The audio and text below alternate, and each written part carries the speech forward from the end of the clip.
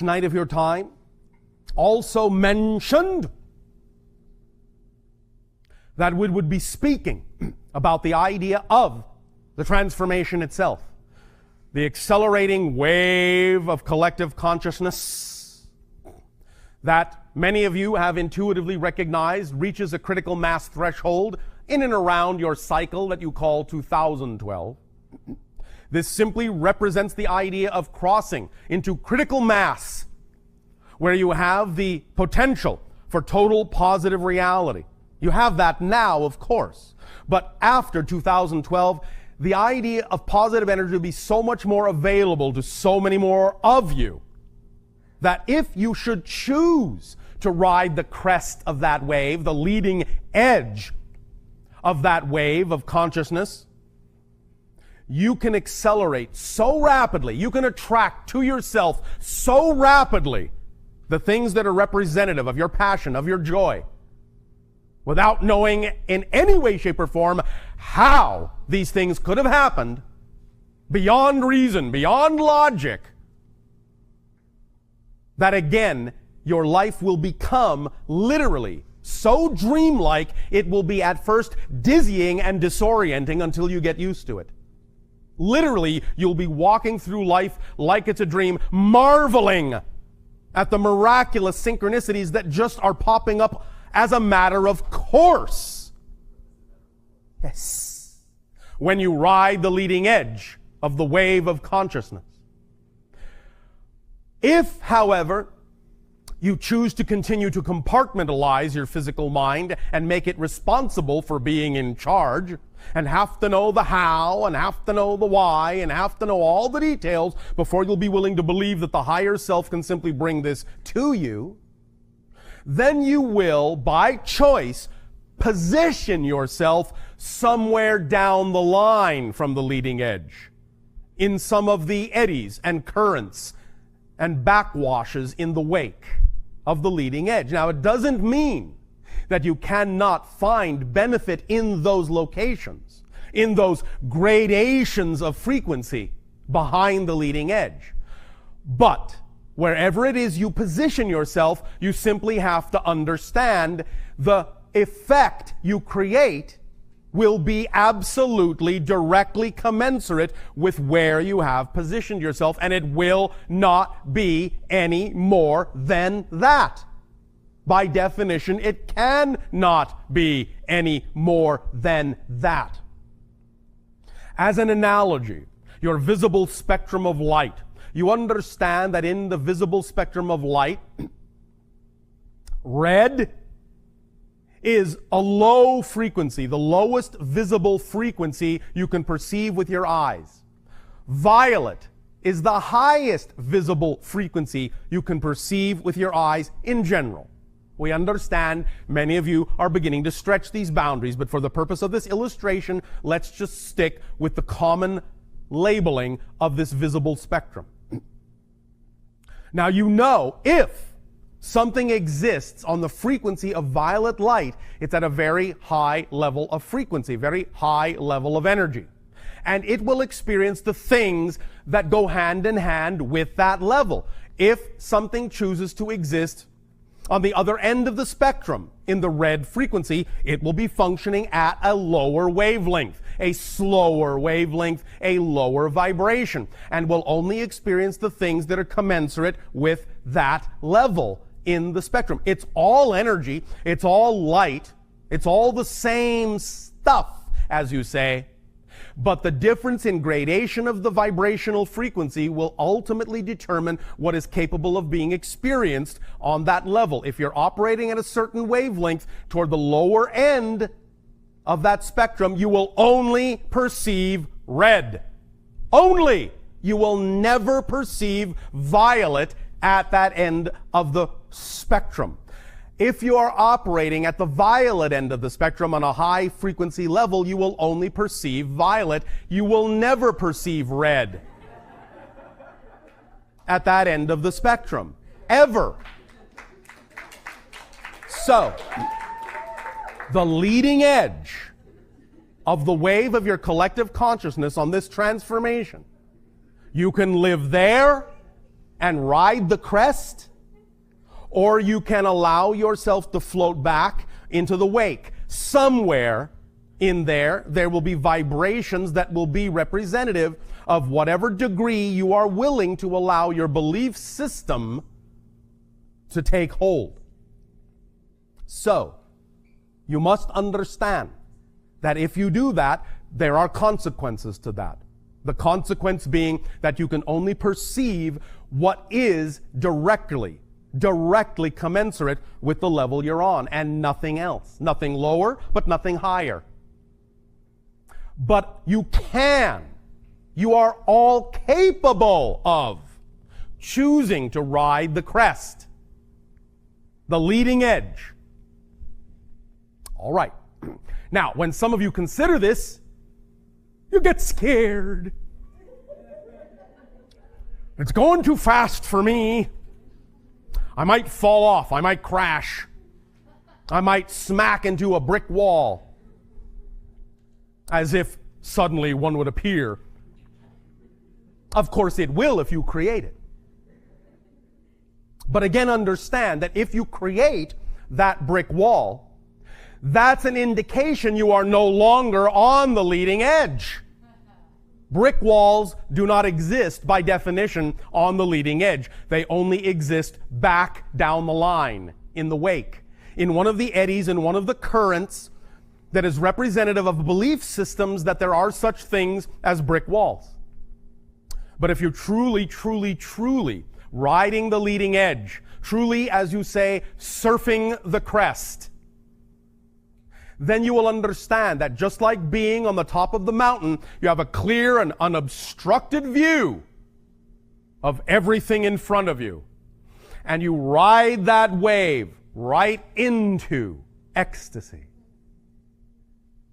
Ride the leading edge of the ecstasy. Allow yourself the opportunity to know you can. You don't have to choose to. But then if you don't be surprised by what is commensurate for that level. It's completely up to you what to lock onto, what to believe, what to align with, what to associate yourself with. You can, on one hand, say, I understand these concepts. I believe these concepts. I will live these concepts. I am this idea. It can happen instantly, effortlessly, miraculously, wonderfully, joyfully, creatively, lovingly, now for me. Or you can recognize that you tend, quote unquote, choose to gravitate more to informational sources that confirm your own fear. Well, one should take their time. Well, one has to be careful with this stuff. Now, we understand that there is such a thing as recognizing and honoring whatever belief system you happen to have, and not pushing yourself beyond it if you truly don't believe you can, because that would simply be disastrous.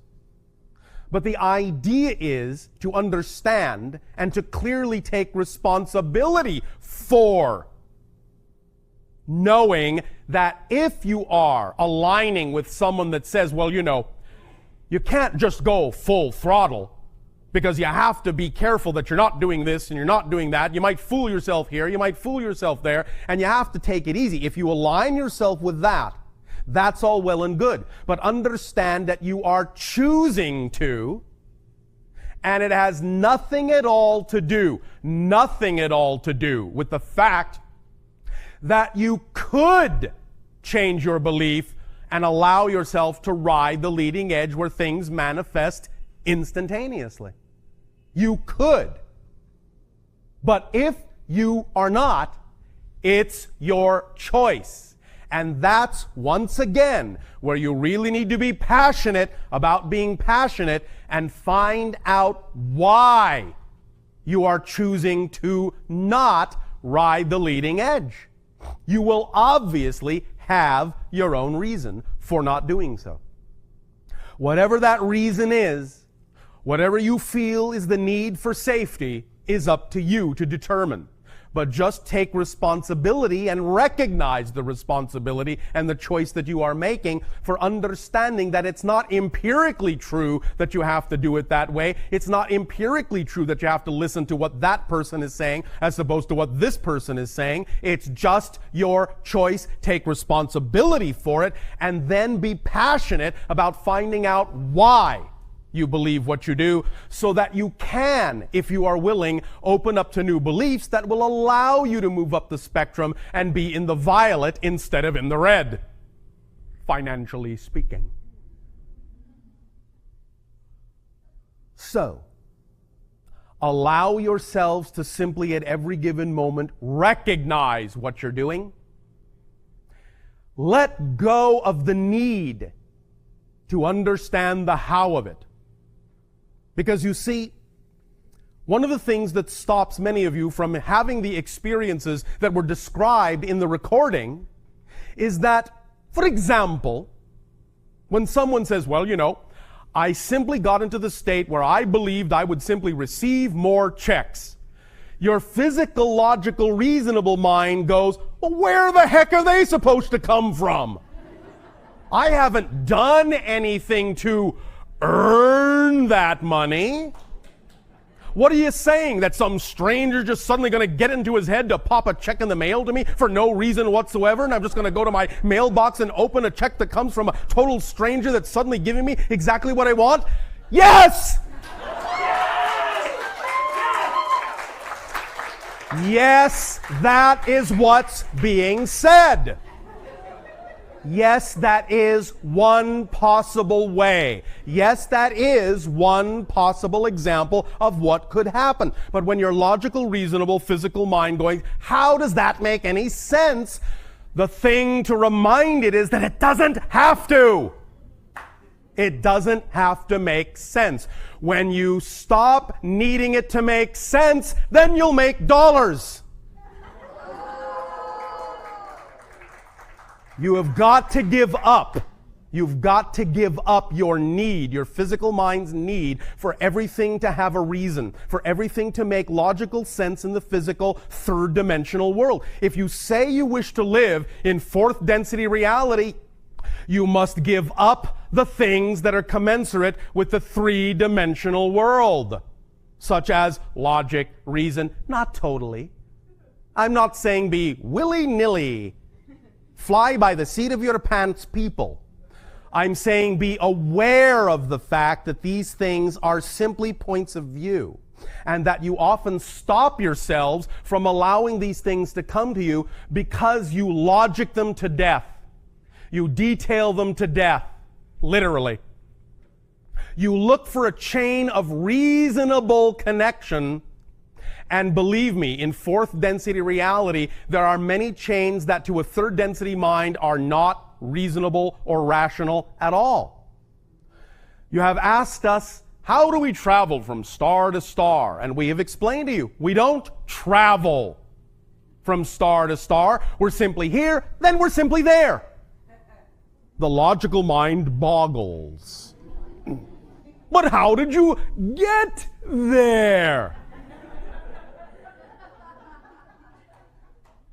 How is it possible to go from here to there without stepping on all the places in between? That's not rational. That's not logical. Yes, it is from a different point of view. I'm talking about not abandoning logic. I'm talking about higher logic. The logic that comes from standing on the mountaintop where you can see the entire valley, the entire network, and where it makes sense to you on the mountaintop to say, if you actually go back 3 steps and then to the left, you're actually going to get there more quickly than if you just go straight ahead. Whereas down in the valley, the logical mind self is going, but everyone knows the shortest distance between 2 points is a straight line. And if I go backwards, how can I get there sooner than if I go forwards? How? And the higher self goes, ugh.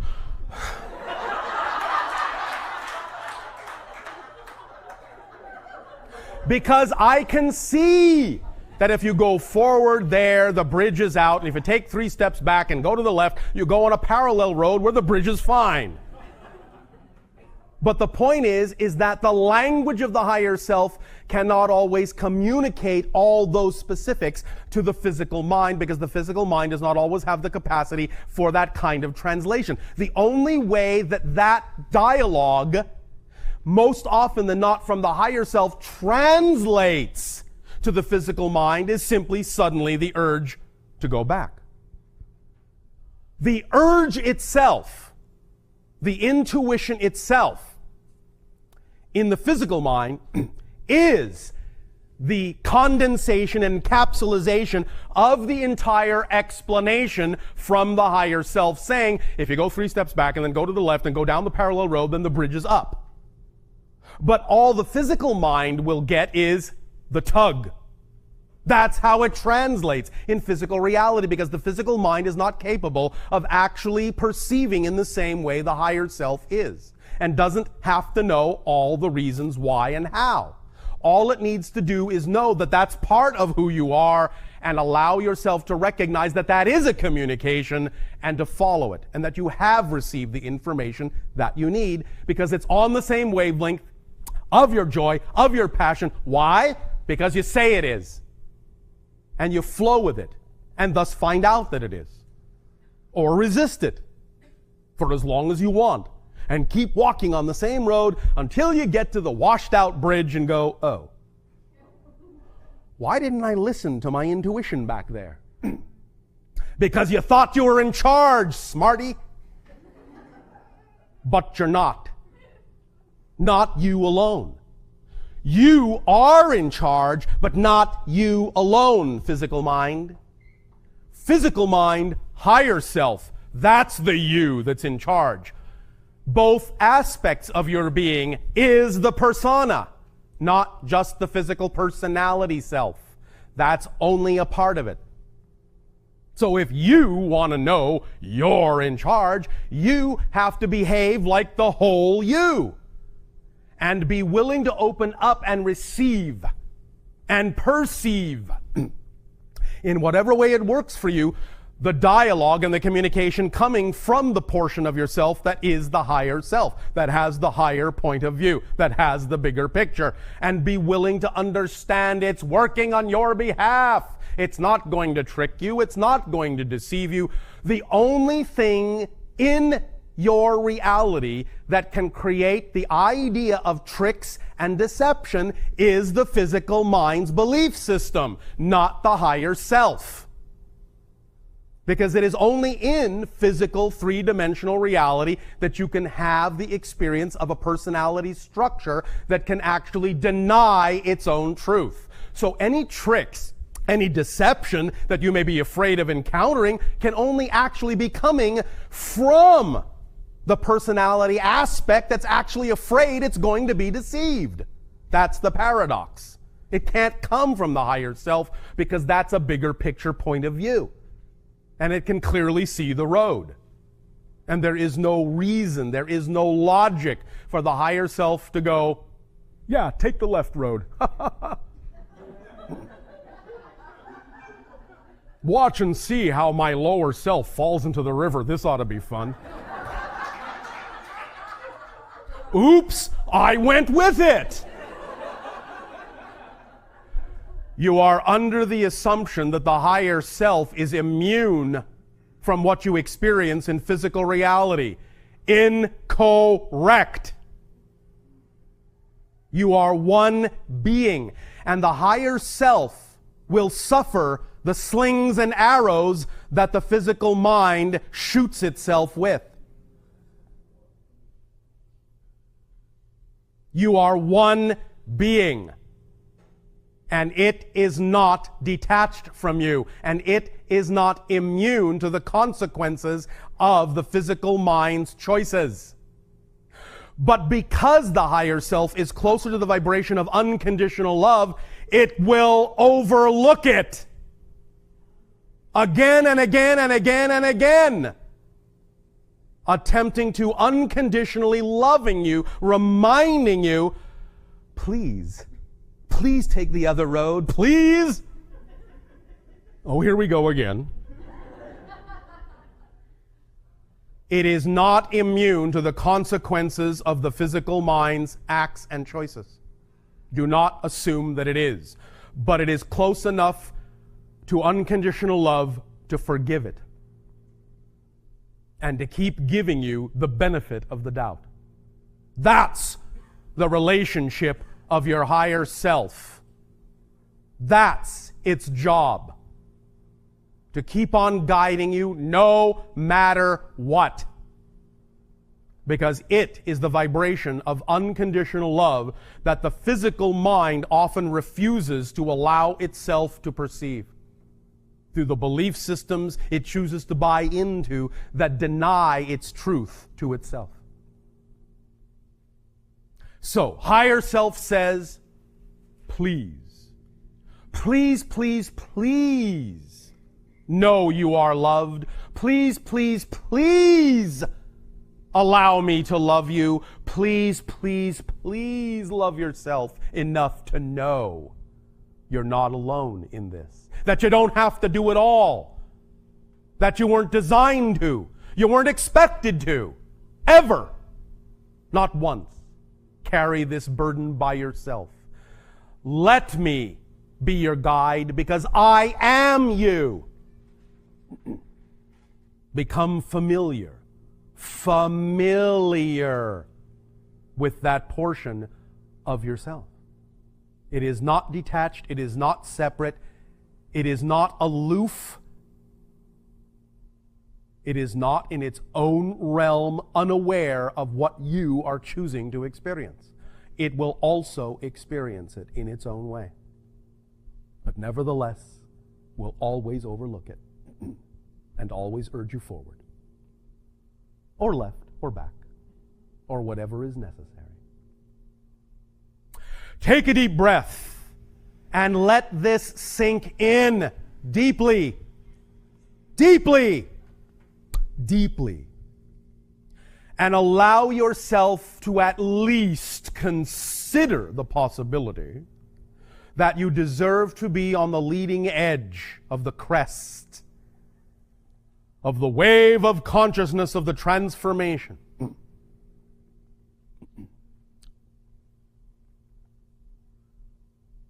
Take another deep breath.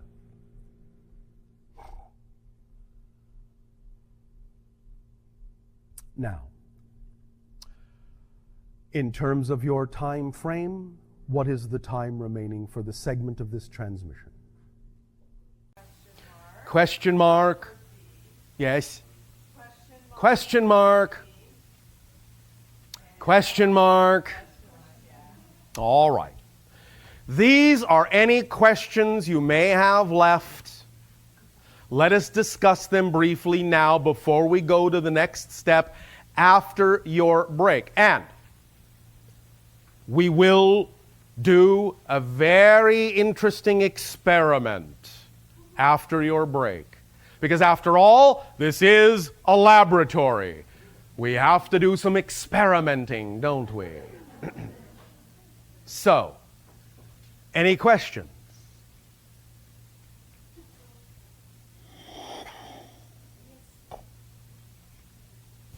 Hi, Bashar. And you good day.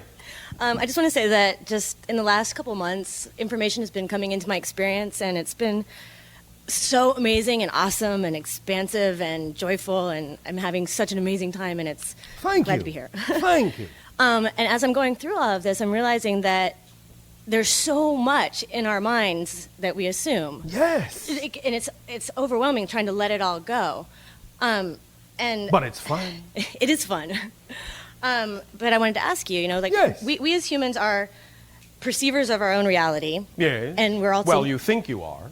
Okay. And we're also limitless in our ability, or limitless in our ability to perceive and to create. Yes.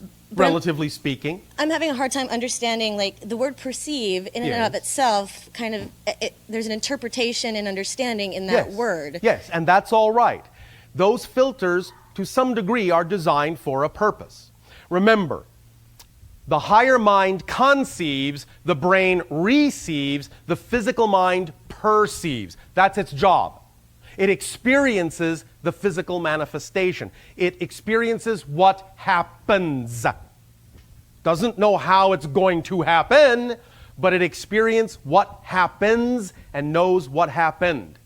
That is perception. That reflection of the physical experience is perception. Now, you don't always even perceive everything that's happening in your physical reality. Again, because of many of the ideas that you carry with you, many of the definitions, many of the beliefs. But that's all right. This is all about forming a harmonious linkage with your higher self so that you can open up your perception and perceive more of the reality that is germane for you to become more of who you are as best as you can be in physical reality, to serve the purpose of the exploration of the theme you chose to explore. So perception is really all about what it is in the moment you are engaged with regard to your perception, how you respond, how you act on that, and how you choose to change yourself based on that experience. That's what perception is all about in the fullest sense. Does that make sense? Yeah, absolutely. I'm wondering how as we continue to grow, we can continue to release all of the assumptions and underlying beliefs so that when we interpret and understand as we perceive, we can do it with less reaction and more creation. Well, as we have been discussing, the first thing you do, one of the first things you can do, is to neutralize everything. Know that whatever happens, it doesn't have a built-in meaning. The only time you ever react to anything is when you've already supplied an automatic meaning to it. Do you know the word aglet? No. I didn't ask you. Do you know the word aglet? No, I don't. All right. You don't really have an emotional reaction to it, do you? No. You don't really know what to think of it? No. All right. But you know the word stupid. Yes. You feel yourself reacting to that a little bit. Correct. So the idea is that the only reason you react to one word and not the other is because you don't have a definition for the first word. So all reactions come from the fact that you already have a built-in definition. So the first thing to do in any circumstance, in any situation, is remember the circumstance doesn't matter. Nothing has built-in meaning. It's just a neutral prop. Once you have neutralized it with that understanding, then you get to decide what meaning it has. You can assign the meaning you prefer. And when you do that, you will expand your growth potential and you will be able to perceive more broadly. Okay. You follow? I do. I'm wondering how you can take that a step further and like think of like gravity or something like physical properties that we're so convinced have a reality when I know that they only have a reality because I'm giving them a reality. How do I go beyond that? Well, all right. Again, the thing to understand is that certain general consensus reality ideas such as gravity are unlikely to be, shall we say, overcome by you unless there is truly a driving need and purpose in your theme exploration that they ought to be. Because again, the idea is that for most of you, for the vast majority of you, all the kinds of themes you actually did choose to explore on Earth need to be explored with your feet on the ground without having to worry about floating off into space. So you abide by the general theme of gravity so you can get on about the business of exploring the actual theme you really prefer to focus on. I'm not saying you can't cancel that out, but the idea is that for most of you, it's just not that important to go that far. So the trick is just to be an allowing being always. Yes, and discern what is really important in your life in terms of the exploration of your theme, and that really usually is told to you by the opportunities that show up synchronistically that contain the highest degree of passion. If you find yourself becoming ecstatically, crazily passionate about the idea of creating anti-gravity, then that might tell you something about your ability to achieve that. But if that's not really what, as you say, floats your boat, then it's not necessarily going to be something you're going to do in this life. Okay. So why spend time focusing on that when the thing that could actually be instrumental in calling your passion to the forefront and fanning the flames of your passion is right there in front of you in one of the choices that's presented to you at any given moment? Got it. Make sense? Absolutely. Thank you so much. And by the way, an aglet is the little plastic tip on the end of a shoelace. I'm not reacting to that at all. I know. Good day, Bashar. And good day to you. I would like to ask a personal question. So Yes. not so interesting for the rest, but No judgment. no judgment. You but have no idea how others may be able to get something out of what you have to say. Are you not all one? Are you not all connected? that's right. All right. Don't prejudge that what you have to say isn't going to be valuable to someone else. Okay, thank you for that. Thank you. I have a real problem with feeling at ease. A challenge. Yeah, okay, thank you. I feel ill at ease. And you don't know why. I don't know why. All right. And it's really Are you tiring ill me. at ease with everything in your life? Or No. is there something you are not ill at ease with? There- Something you are at peace with? Anything. Anything. Is there anything you're comfortable with where you don't find yourself ill at ease? Sure. What? My passion for mathematics. Your passion for mathematics. All right. Now, in that, you do not feel ill at ease at all, correct? Well, Oh, you feel ill at ease there too? not for the passion, but for my skill. Your skill, I see. Could be better. Well, all right. Well, is your skill not something that you can learn to improve? Sure. Well, then why do you feel ill at ease about it?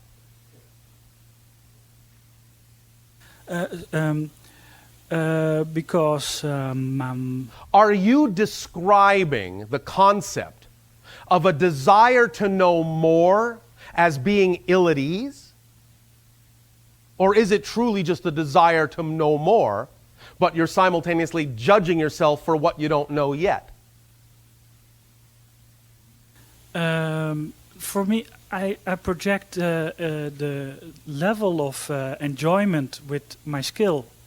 The more skill I have, the more I can see, the more I All can right, act, and all the right. more I can enjoy it. Then if you have associated the idea that the more skill you have, the more enjoyable your passion is, wouldn't you be passionate about acquiring more skill? Yes, but that keys in with my unrest in the sense that my energy is drained all Why? the time because I don't feel at ease. Because But you're creating a sensitive. vicious circle for yourself. I don't feel at ease, so I can't do this, and I can't do this because I feel ill at ease. You're creating a vicious cycle. But for instance, sensitivities to sound, Yes. and so that's making. Are you describing a physical ill at ease or an emotional or psychological I believe ill at it to ease? be all psychological, but it translates in being sensitive to sound and neighbors making sounds when I'm asleep. Thank you. Thank you. May I ask you a question? Sure. Do you believe that there can be such a thing as something that doesn't belong in your reality? Yes and no. Well, what's the yes part? The yes part is that if everything is holistic, then everything has its place. And And then what's the no part? the no part is that I can see maybe that my experience is valuable, but I don't prefer it anymore. All right, but not preferring something, or more positively stated, preferring something else, is a recognition that preferring something else does not require you to invalidate what you no longer prefer. You may be invalidating what you no longer prefer, and in so doing, invalidating a part of yourself and making yourself raw, in a sense, to what it is that's there, and hypersensitive to it. When you move ahead, you cannot invalidate where you've been. You cannot invalidate what you are just because you prefer to be something else. Anytime you invalidate where you are, you're actually removing your ability to go somewhere else, because it's like removing a stepping stone. I understand, but that means that I don't understand what it is telling me. So that... What it is telling you is that there are portions of your own being that you are invalidating, that you don't find worthy. Okay. You need to find out what those are and why you believe that there are aspects of your being that are not worthy. Because the invalidation is simply a projection on the outside world from an inner belief. Okay. And this has to do with childhood experience or something? For most of you, this is the case, where you are spoon-fed ideas that reduce your sense of value. And thus you don't even necessarily know that you've swallowed those beliefs until you get older and as an adult get to a place where you now need to rely on tools you suddenly find have been sabotaged. And suddenly it can manifest in all sorts of ways, including such things as hypersensitivity to things. Because you've never really been given the tools to boost yourself up. So you need to explore what those tools were you were given and how they don't serve you, and find and replace them with some tools that do with regard to your own self-worth. I would therefore suggest, well, when was the last time you took a vacation? I'm on one now. You are? Oh, all right. Is there something you're going to be doing on this vacation that you would consider the most relaxing and self-pampering thing you can do? Not really. It's a bit work, physical work. I am going to recommend and suggest, if you want it to be, I'll write a prescription from Dr. Bashar. You don't have to take it. I'm not forcing you to do anything. But I would strongly suggest that on this vacation, you forget about work and actually do something that's simply, purely enjoyable, playful, like a kid. Just have some fun. Have someone do something for you that's pampering, treating you nice, taking the load off, serving you, eating good food, sleeping in late, not rushing to get anywhere, not having to be anywhere, not having to do anything. Take a real vacation. I'm not saying you don't enjoy your work, but in terms of getting in touch with some of these issues we're talking about, you actually need some real quiet, relaxing time to actually get in touch with those things, because sometimes, no matter how much you may enjoy the work is glossing over things that you need some quiet to be able to actually hear. And that's part of the reason why you're hypersensitive to sound. It's a symbol that's telling you need to be in a quiet place so that you can actually really hear what it is you need to hear, which is within you. So in the sense, everything else irritates you, so you'll start going to some place where there is no sound, and that's what's going to serve you best to hear what you really need to hear. Because the little voice within you is very quiet and subtle, and you really need to hear it and stop letting it get drowned out by all the other sounds around you. All right? Thank you very much. Thank you. Hi, Bashar. And to you, good day. Good day. I recently was in China when the big earthquake took place. Oh, all right. How exciting for you. Well, fortunately, I was not right there where the real trouble was. Well, again, your vibration will always guide you to where you need to be, so that if there is something you do not need to experience, you will not. That was on a very aware level, yes. Okay. Then when I came home, I found an email that was reporting on an organization called AARP. They are based in Alaska. All right. They do all kinds of experiments by sending big microwaves yes, I understand. into the universe. I understand.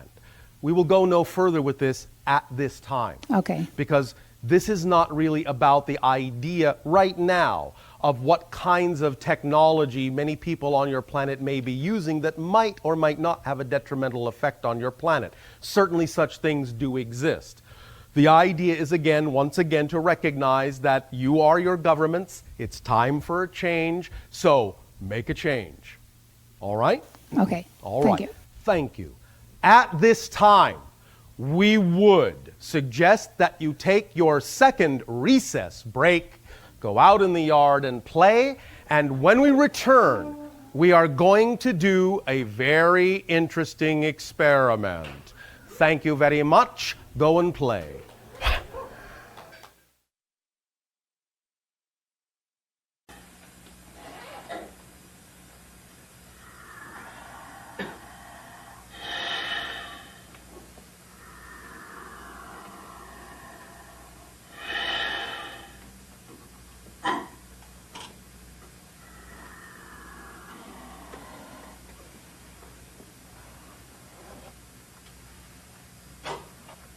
good day to you this day of your time. How are you all?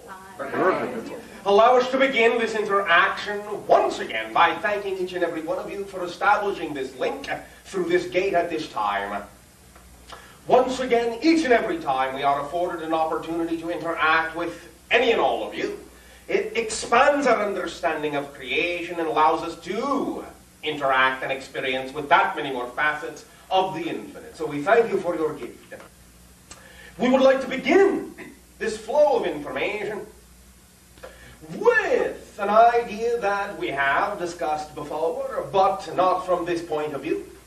An idea that we have begun to discuss with a few of you recently in a new way. We will be presenting this idea a few in the upcoming interactions, for we recognize at this timing it is important to do so.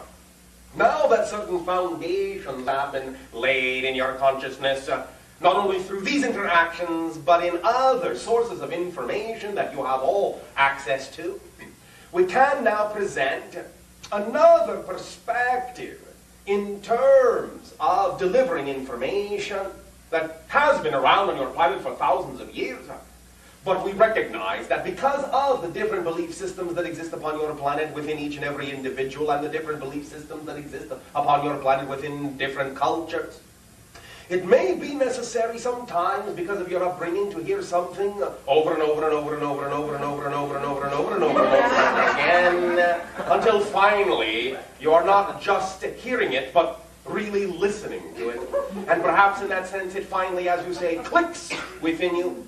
You finally, as you say in your language, get it. And you finally incorporate the actual feeling of the experience of the idea within you and in your daily life from that point forward, rather than just running the words around in your mind.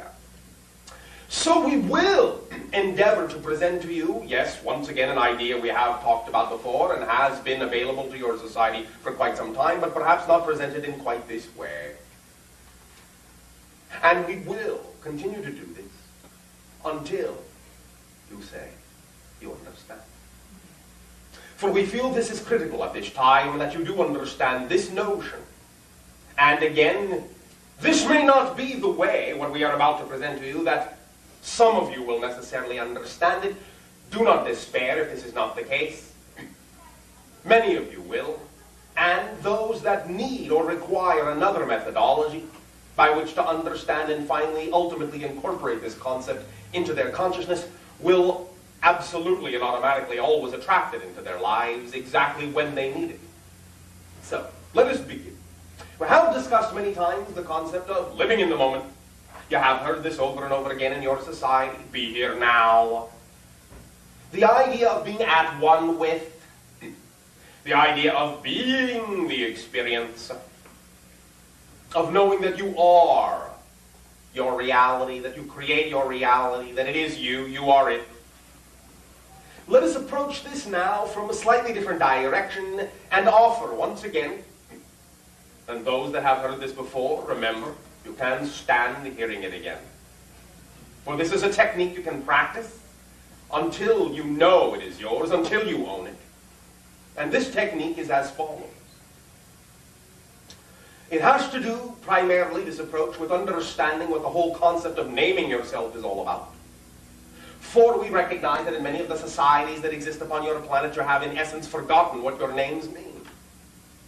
The idea is that there are still cultures upon your planet that are, in naming themselves, a little bit closer to the idea of living in the moment, being in the now. They recognize this in the manner of the naming, even though they may even still, some of them, freeze, so to speak, the name of a person.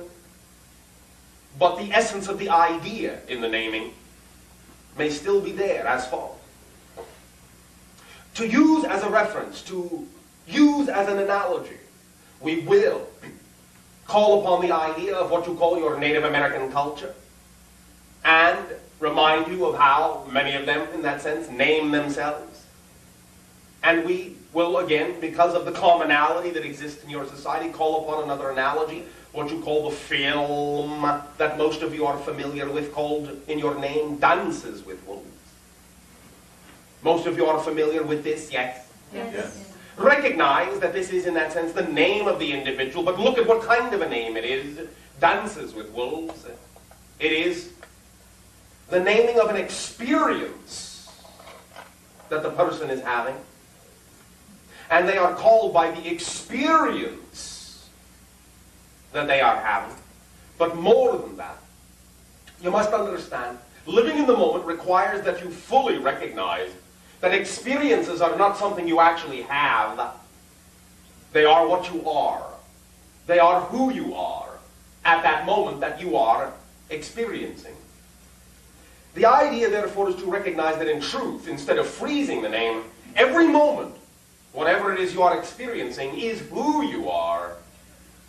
The distinction that needs to be made within your consciousness, and the technique that you can practice to live in the moment, is to constantly remind yourself that what it is, formerly you would have thought would be something you were doing, what it is, formerly you would have thought would have been an experience that you are having, can now be seen to be simply who you are at the moment. So, and again, in connection to the reference of the name of Dances with Wolves, right now, in your own way, of course, not meaning that you lose your individuality in this, but just as a generality, right now, your names, who you are, literally, is listening to Bashar. That's who you are. It's not what you're doing. It's who you are. You are, your name is, listening to Bashar. In the same way that you have the name Dances with Wolves.